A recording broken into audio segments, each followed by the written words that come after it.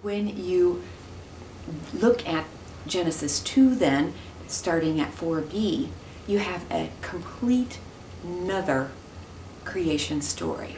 And so what you have then is two threads of history coming down, oral records. Now instead of merging the threads and putting them together or trying to get rid of one and decide against the other, you have in Genesis 1 one thread, in Genesis 2 a completely different creation story, both of which are from the oral record.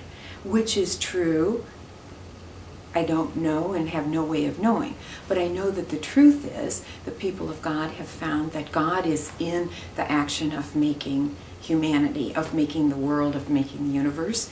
And in 2009, I personally have no problem whatsoever saying God made the universe and God continues to make and continues to create. When you look at the Greek, though, for the first man, it happens to be Adam for us, but Adamah, A-D-A-M-A-H, and there's a difference in the diacritical marks used in the English, and of course that's not in the Hebrew either, so I don't get too specific on that.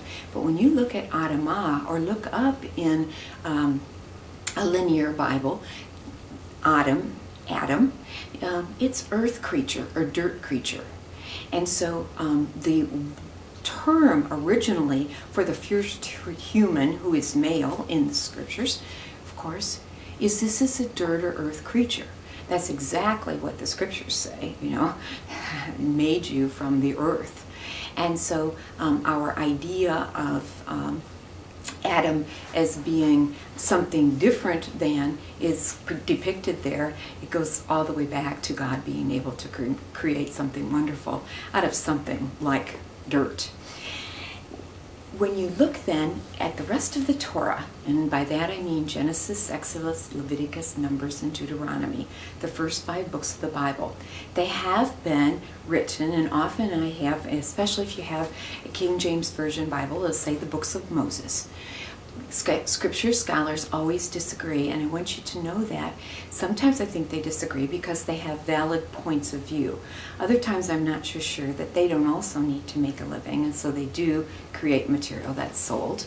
But Scripture scholars will say that a lot of what is in the first 5 books talks about a settled society that has towns, etc. And the Moses story really doesn't have a lot of settled society in it. And so they look to the editors, the E's, the J's, the DTR, and the Elohis, the Yahwist, who will be able to put together the first 5 books. Genesis continues to tell the things that happened in the beginning and tells the stories up to the time of Joseph going to Egypt, and then thereafter his 11 brothers, his rest of his family all moving to Egypt.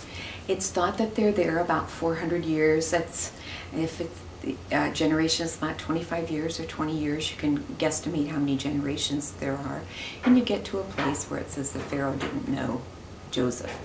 Exodus, of course, is the story of the exit from Egypt. It really does have within it that story of the Exodus and the powerful story, the foundational story of Judaism. Now, not to say there aren't other things in Exodus. I mentioned a couple of them to you. The Ark of the Covenant and the Tent of Meeting, which were helpful for the people to have a spot where they definitely knew the presence of God would be close, and so that that would lead them into battle, protect them from harm, and those kinds of things. So Exodus, for this class, you'd remember as the exit story. Leviticus, then, is one of the tough scriptures in the Hebrew Bible, and you can get really bogged down in Leviticus.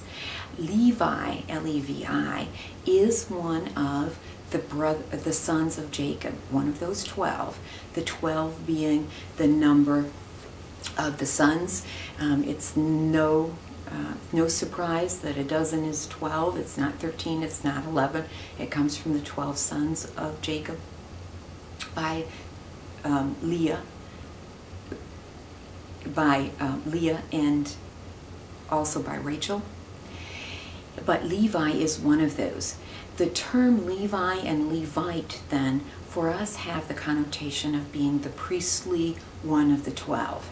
And if it was very, very structured early, the priestly editor would say that the priests were all members of the Levi tribe. Leviticus then contains materials about the way to do things.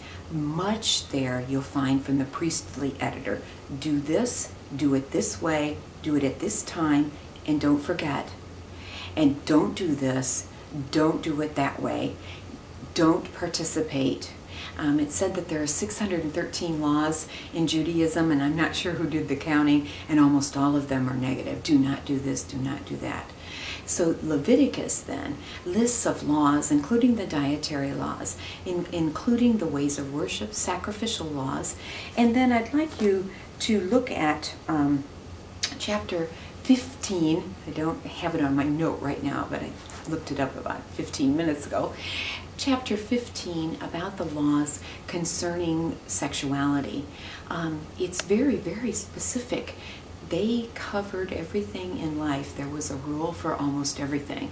And as you look at chapter 15, the laws concerning an issue, involuntary issue from a man's body, and the menses of women, and then the impurity laws are really structured as to who, what, when, where, how, and why. And why is because God says so. Then if you have then Genesis, Exodus, Leviticus, Numbers, the Numbers book, although it does have other things, seems to have an almost infinite amount of genealogies and counting. At this time, these 12 tribes of Moses that have definitely in 400 years gotten much, much bigger and much, much broader, are counted, named, and numbered, and hence the term in the Torah, numbers. There are other things in there, but for our overview of the Torah, I'd like you to think of Numbers as containing genealogies and lists of the persons that came from those 12 original tribes. And then Deuteronomy, this tripped up a couple of you, and recently was one of those quizzes. That Deutero second, and it's the second law. You should look in Deuteronomy to find where the second set of 10 Commandments are. The 10 Commandments, of course, found in Exodus, the most common one with Mount Sinai. When you find it in Deuteronomy, the 10 Commandments there will, a little bit ahead, it'll tell you that it's at Mount Horeb. Now, persons who are sarcastic or are atheists, etc., will say that the scriptures don't even know what they're saying because in Exodus it says Mount Sinai. In Deuteronomy it says Mount Horeb. Scripture scholars would say that you have two oral records coming down, and like you might have differing names for the capital of your state or differing names for your little house or for even a child. Sometimes you call them sweetheart, sometimes you call them Bubba, sometimes you call them Bill.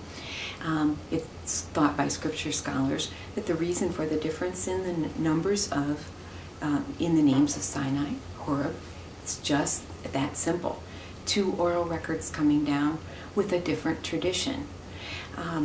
That doesn't mean then that the scriptures are necessarily in conflict with one another, but the oral memories can and sometimes do seem to be significantly different.